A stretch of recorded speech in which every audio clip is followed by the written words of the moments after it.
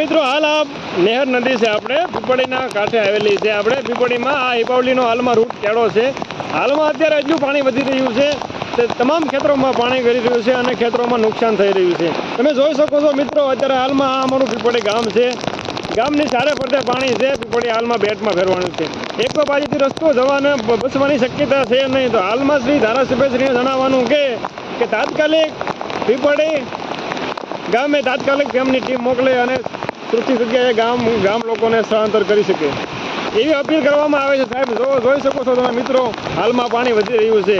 વસવાની શક્યતા કંઈ લાગતી પણ નથી, કેમ કે ચારે તરફ પીપળીના ગામ ફરતે પાણી છે. હાલમાં તમે જોઈ શકો છો આ પાણીનો પ્રભાવ વધી રહ્યો છે.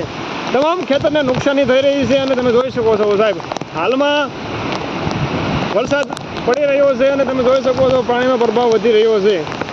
તો ધારાસભ્યશ્રીને જણાવવાનું કે હાલના સમયમાં ટૂંક સમયમાં પીપળીમાં તમારી ટીમ મોકલી શકે અને ગામનું રેસ્ક્યુ કરી શકે. જો ગામનું રેસ્ક્યુ નહીં કરવામાં આવે તો થોડી ક્ષણોમાં આ પાણી ગામને તબાહી કરી નાખશે. જય હિન્દ, જય ભારત.